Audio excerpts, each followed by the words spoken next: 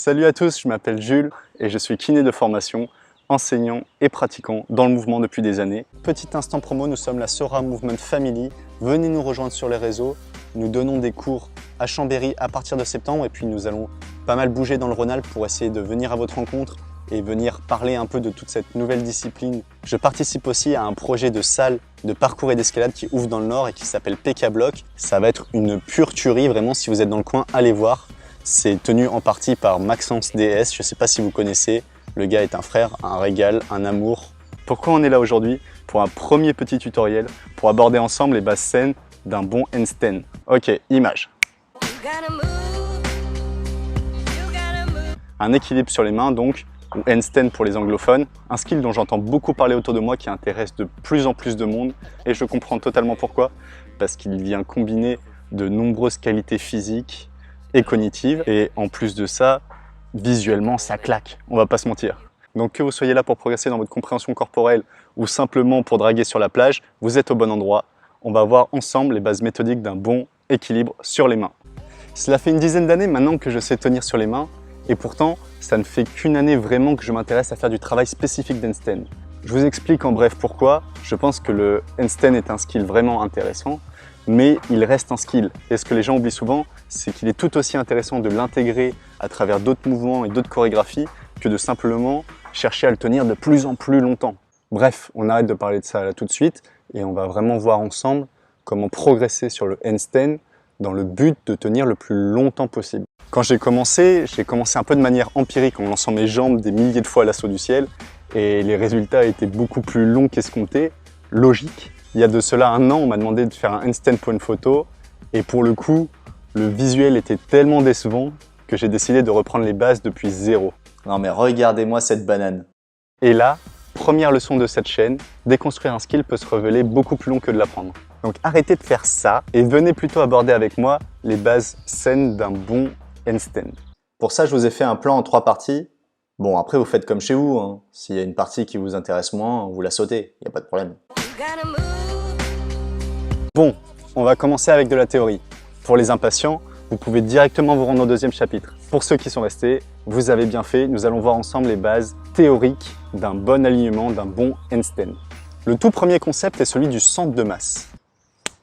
Ça, c'est mon prof de bioméca qui me l'avait appris à l'époque. Il ressemblait à peu près à ça dans ma tête. Bon, comme j'ai passé un peu de temps sur cette caricature, je vais m'en servir pour illustrer mon propos. Pour faire simple, tout corps possède un poids. Bon, ça, logique. Le centre de masse, c'est un point hypothétique. Si on coupe le corps d'une ligne verticale en passant par ce point, imaginez une hache, blam, eh bien les deux moitiés obtenues seront de masse identique. Autrement dit, le centre de masse symbolise le point d'équilibre entre l'avant et l'arrière, entre la gauche et la droite. Et comme vous l'avez peut-être deviné, ce point n'est pas fixe. Il bouge en permanence en fonction de la répartition de votre poids. Si je déplace mes bras vers l'avant, j'ai plus de poids vers l'avant. Donc mon centre de masse avance. À noter aussi que les bras de levier ont leur importance, mais je ne vais pas rentrer à ce point-là dans les détails. Donc pour résumer, tout corps a un centre de masse qui divise le corps en deux. Bon ok Jamie, mais ça va nous servir à quoi tout ça? Eh bien, ce centre de masse navigue donc en permanence, et pour que l'équilibre opère, il n'y a qu'une règle, il faut qu'il reste à l'intérieur de la base de sustentation. Et là, vous allez me demander qu'est-ce qu'est la base de sustentation. La base de sustentation, c'est l'air qui relie les différents points de contact de notre corps avec le sol. Donc dans un handstand, c'est les mains et l'espace qui sépare les mains. Ok, je récapitule. Pour tenir en handstand, il faut donc que l'axe vertical qui passe par le centre de masse passe également par nos mains, par notre base de sustentation. Si le centre de masse sort de cette zone, on perd l'équilibre. C'est carton rouge. Aucune triche n'est admise. Plus la base de sustentation est grande, plus le centre de masse a d'espace pour naviguer, moins de perte d'équilibre, moins de carton rouge. Vous avez compris l'idée. Donc en résumé, si vous vous sentez attiré vers l'arrière, c'est sans doute qu'il faut remettre un peu plus de poids vers l'avant pour réajuster le centre de masse au-dessus de vos hanches, donc au-dessus de votre base de sustentation, et ainsi garantir un meilleur équilibre. Passez le poids au-dessus de vos mains, quoi. Je me fais bouffer par les moustiques. Le deuxième point que je vais vous expliquer est tout aussi important, et je ne l'ai intégré que très tard dans mon entraînement. Pourquoi? Parce qu'on a la possibilité de bourriner comme un bœuf, eh ben, on ne prend pas forcément le temps d'étudier la technique plus en profondeur. Bref, avançons. Cette fois, nous allons nous servir d'une autre image. Celle des merveilleux petits bouts de bois qui coûtaient une blinde à nos parents quand on était petits, les caplas. Si je veux empiler 3 caplas de manière verticale, j'ai intérêt à garder leur alignement. Ou alors, il faut les scotcher. Et encore, c'est un peu bancal et éprouvant pour votre scotch. Vous ne voyez pas où je veux en venir? Les scotch, c'est les muscles, les caplas, vos différents segments. Il est possible de tenir sans alignement, mais c'est beaucoup plus contraignant pour vos segments. Cela demande à vos muscles de maintenir quelque chose qui, par essence, devrait se casser la figure. On peut donc dire qu'en plus d'avoir l'air d'un spaghetti tordu, on perd en efficience et donc en force. Pour autant, si vous avez fait ces erreurs depuis des années, vous avez aussi renforcé vos épaules, ce qui peut être un bon atout dans les moments où justement on perd un peu cet alignement pour rattraper l'équilibre. Donc ne restez pas frustré par le fait que vous ne faisiez pas tout bien, et au contraire, tous ces petits cheminements vont quand même apporter des choses à votre pratique. Maintenant, les exercices de base. Ici, on va s'attaquer au noyau du projet handstand. Les exercices de base, ceux autour desquels tout s'est construit. Vous avez les oreilles bien ouvertes? Cool! Vous voyez ça? On oublie. On va plutôt commencer par cet exercice. Oui, même si vous avez l'impression de presque arriver en partant du sol, le handstand demande quand même une sacrée sollicitation des muscles de vos épaules et de votre dos. Et je parle même pas du reste. Donc avant même d'essayer de commencer à domestiquer cet équilibre, il faut déjà habituer un peu votre corps à tenir la tête en bas, ce qui n'est pas du tout naturel dans notre monde moderne, entendons-nous. Qui fait ça? À quel moment dans votre journée vous vous mettez la tête en bas plus de 10 secondes? Donc avant tout, il faut vérifier que votre corps est suffisamment fort pour tenir un équilibre sur les mains et dans le cas échéant, l'entraîner pour. Pour ça, c'est très simple. En résumé, on se positionne à une trentaine de centimètres du mur. On monte face à la paroi et on regarde combien de temps on est capable de tenir.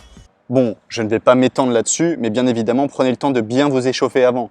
Les poignets, les épaules ne sont pas habitués à porter une charge aussi lourde, donc faites attention. Une fois que tenir 1 minute n'est plus un problème, vous êtes prêt pour la deuxième étape. Celle-ci se divise en 2 exercices. Premièrement, vous allez commencer à chercher le point d'équilibre, toujours positionné face au mur. Pour ceux qui ont suivi la théorie, vous vous souvenez du concept de centre de masse. On va justement venir éloigner une jambe jusqu'à ce que notre centre de masse passe au-dessus de nos mains et que la deuxième jambe se décolle naturellement du mur. Donc prenez votre temps, pas d'impatience. Ne poussez pas avec votre pied arrière, il devrait vraiment se décoller presque tout seul à la fin. Avant de passer à la troisième étape, je vous conseille de tenir cet exercice au moins 30 secondes. Deuxièmement, on va travailler nos caplas, notre forme. Quoi, vous n'avez pas compris? Retournez écouter la théorie, bande de petits impatients. Pour ça, on va s'approcher jusqu'à être collé au mur. C'est dur? Normal. Dites-vous que manquer cet exercice, c'est manquer la chance de travailler un bon alignement dès le départ. C'est difficile, c'est normal, on donne tout. Et cet exercice, on va essayer de le tenir idéalement 30 secondes aussi. Enfin, voilà la troisième étape. C'est seulement après avoir totalement maîtrisé ces 3 exercices que je vous conseille de commencer à travailler depuis le sol.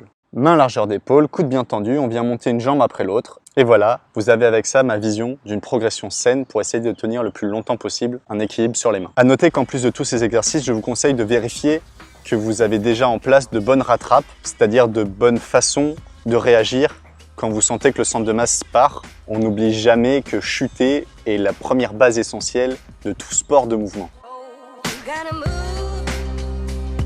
Attention aux épaules. Pendant longtemps, je n'avais même pas conscience qu'il fallait que je pousse le plus loin possible dans mon épaule. Essayez de bien vous grandir en permanence, d'aller chercher à gratter les centimètres vers le ciel avec vos pieds. Cette poussée peut être gênée par un manque de mobilité, peut-être, mais cela reste bien souvent un manque de force spécifique à ce glissement de l'omoplate. Et cela même chez des sportifs aguerris.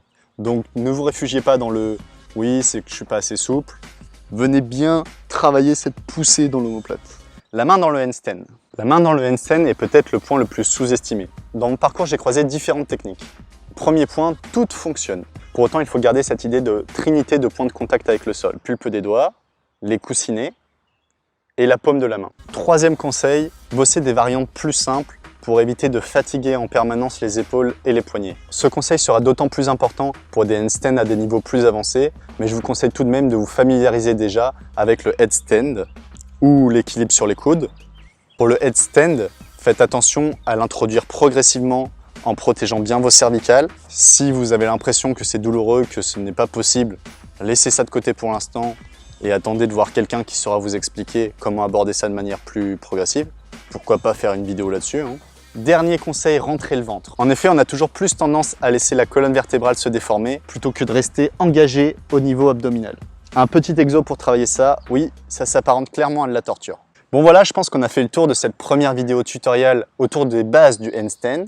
J'espère ne plus vous voir faire ça toute la journée. Si je devais vous laisser avec une dernière recommandation, ce serait ne soyez pas trop dur avec vous-même. C'est un processus qui prend quand même du temps.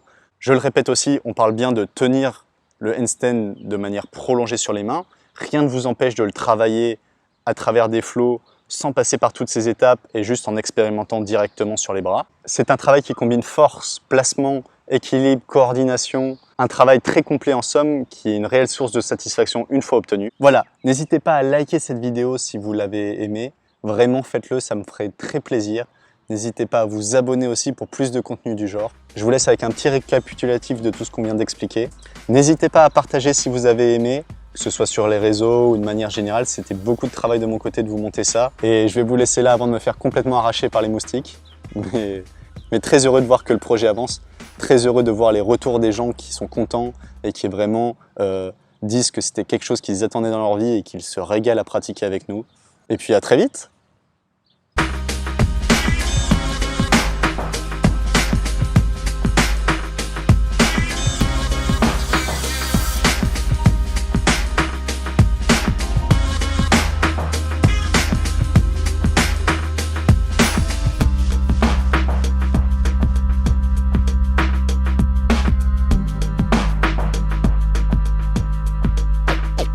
Laisser se faire